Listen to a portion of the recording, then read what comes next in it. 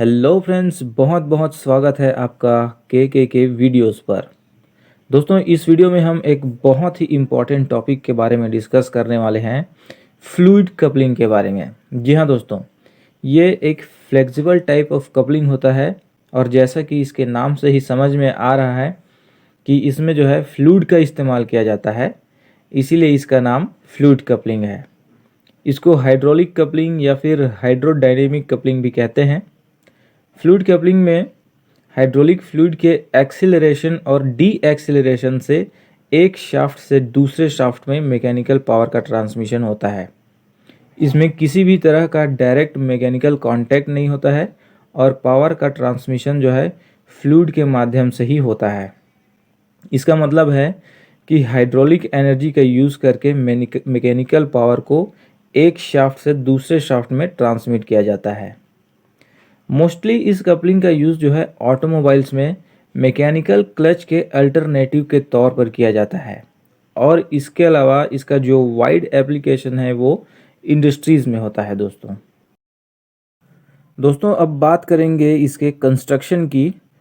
तो यहाँ पर आप देखेंगे कि इसका जो इनपुट शाफ्ट है उसके साथ में एक व्हील लगा हुआ है जिसको पंप व्हील या इम्पेलर व्हील भी कहते हैं।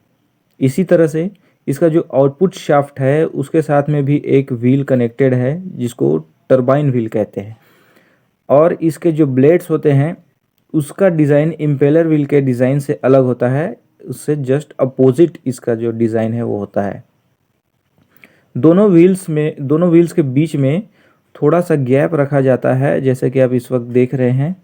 और ये जो पूरा मैकेनिज़्म है दोस्तों, ये एक केसिंग के अंदर में कवर्ड रहता है और इसी केसिंग के अंदर में हमारा जो वर्किंग फ्लूइड है उसको फिल किया जाता है एक सर्टेन लेवल तक।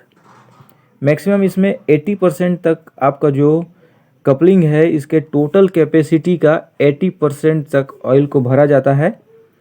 80% से ज़्यादा ऑयल फिल करने से क्या होता है दोस्तों कि आपका जो कपलिंग के अंदर में जो एयर प्रेशर जनरेट होता है वो ज़्यादा प्रेशर क्रिएट होने लगता है, जिससे जो अंदर में ऑयल सील्स लगे होते हैं उसके कटने का डर रहता है।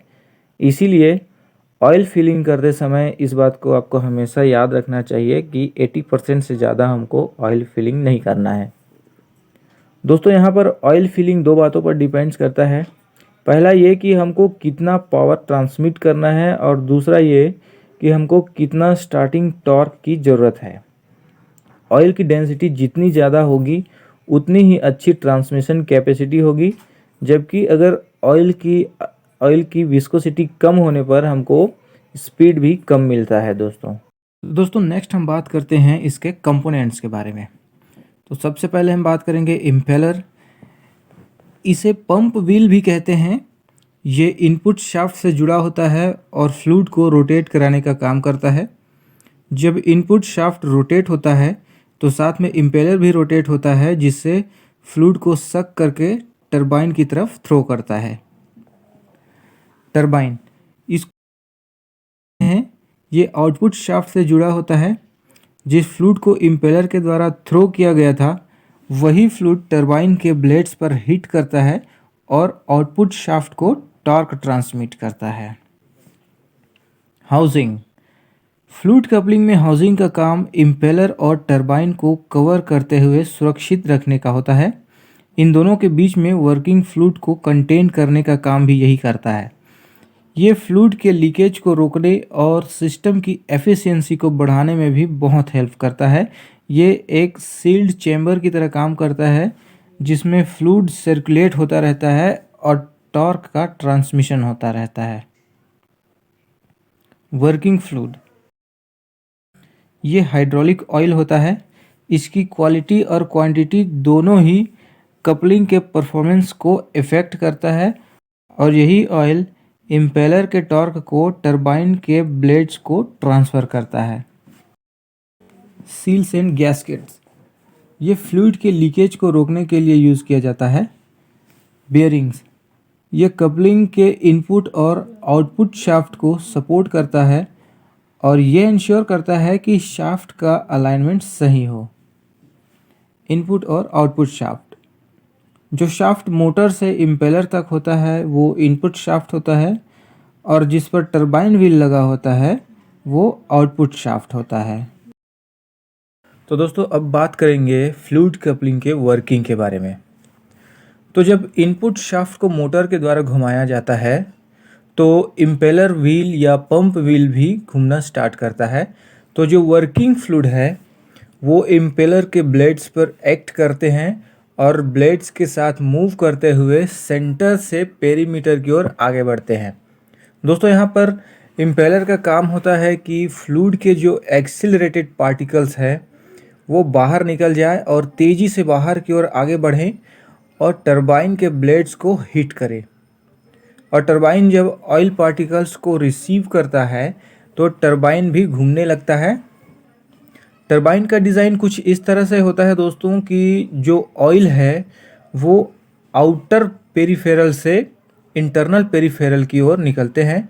इसका मतलब है कि टरबाइन और इम्पेलर दोनों एक दूसरे से अपोजिट वर्क करते हैं, क्योंकि इम्पेलर ऑयल को इंटरनल पेरिफेरल से आउटर पेरिफेरल की ओर थ्रो करता है, यानी कि सेंटर से बाहर की ओर फेंकता है, जिसको टरबाइन रिसीव करता है और आउटर पेरिफेरल से इंटरनल पेरिफेरल की ओर थ्रो करता है, जिसको फिर दोबारा इम्पेलर उसको रिसीव करता है। और यही साइकिल चलता रहता है और काइनेटिक एनर्जी इनपुट शाफ्ट से आउटपुट शाफ्ट में ट्रांसफ़र होता रहता है बिना किसी डायरेक्ट कांटेक्ट के। तो दोस्तों अब बात करते हैं फ्लूइड कपलिंग के एडवांटेजेस के बारे में। तो इसका सबसे बड़ा एडवांटेज ये है कि इसमें मैकेनिकल शॉक नहीं होता, क्योंकि आपका जो इनपुट शाफ्ट है या ड्राइविंग शाफ्ट है वो धीरे धीरे घूमना स्टार्ट करता है, जिससे ऑयल भी धीरे धीरे ट्रांसफ़र होता है इम्पेलर से टरबाइन की ओर। दूसरा एडवांटेज है कि मोटर जब स्टार्ट होता है तो वो अनलोड कंडीशन में होता है, क्योंकि इस कपलिंग में इनपुट और आउटपुट शाफ्ट के बीच किसी भी तरह का डायरेक्ट मैकेनिकल कांटेक्ट नहीं होता। तीसरा, पावर ट्रांसमिशन में किसी भी तरह का वाइब्रेशन और नॉइस वगैरह भी इसमें नहीं होता है। और चौथा इसका एडवांटेज है कि एक्सट्रीम कंडीशन में भी स्मूथली पावर का ट्रांसमिशन होता है। इसके अलावा पांचवा इसका एडवांटेज है कि ओवरलोड होने पर भी कपलिंग जो है वो फेल नहीं होता।